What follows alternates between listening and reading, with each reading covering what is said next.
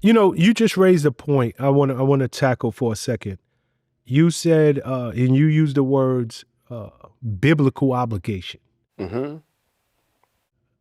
Prime Minister Benjamin Netanyahu over in Israel, he said he now plans to take over Gaza City. When was this? This is about 2 weeks ago.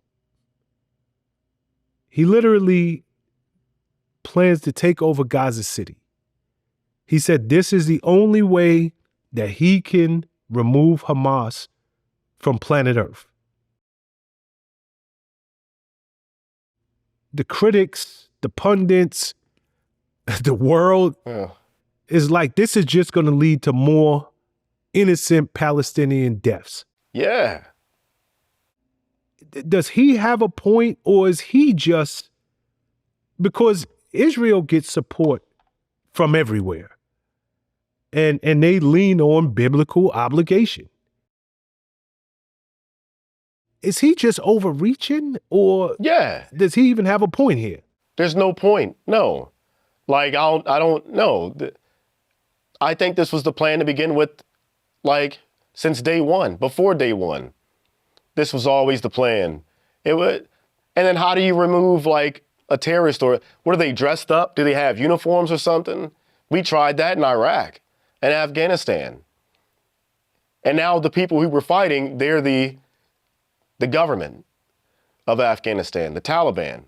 So, I mean, like, how do you successfully remove, quote unquote, if that's, how do you successfully remove a terrorist organization? How do you do that? How do you know who's who? Because it's more so of an ideology than a uniform.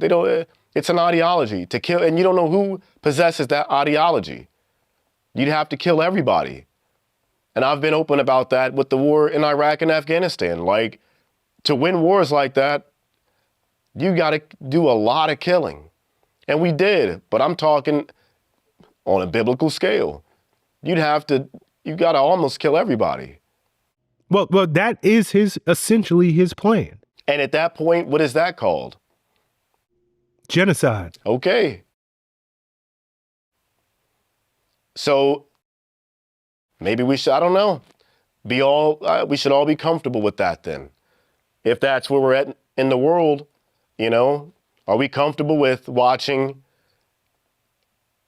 innocent people? Like, as Americans, we had to live through it. I told you, like, a million plus or whatever died because of, or in Iraq with the global war on terrorism on our behalf. I thought we were all sick and tired of it, back then. I don't know. I could go on and on about that. You're so technologically advanced that you could put pinpoint precision munitions into one doorway of an apartment building, but manage to level an entire, I don't know. I just find it, I don't know. I think that were there evil people over there? Yeah. There's evil people everywhere. Everywhere. But I know how the whole conversation goes when you get on that topic and you get Kanye'd, But do I agree with what they're doing? No, I'll stand up for that. I don't agree with what they're doing or how they're going about it. I know for a fact, like, once you start killing these innocent people, and they're the kids who have to witness it, they don't grow up to be very nice individuals. The guys that we killed, their sons and their daughters, they didn't grow up loving America. How real is that? That's a real statement right there, bro. Yeah. That's a powerful statement right there, Nick. So while y'all are quote unquote over there taking out the bad guys, essentially all you're doing is reinforcing another generation's hate. Yep. True hatred. Yep. For the United States. Or Israel. Yeah. It's crazy because, and it depends what side of the fence you're sitting on, because Israel looks at Hamas as the bad guys, the terrorists. Yeah. And Hamas looks at it like, yo, we're just fighting for our country. Yeah. No different than you guys are fighting for yours. Yep. Yep.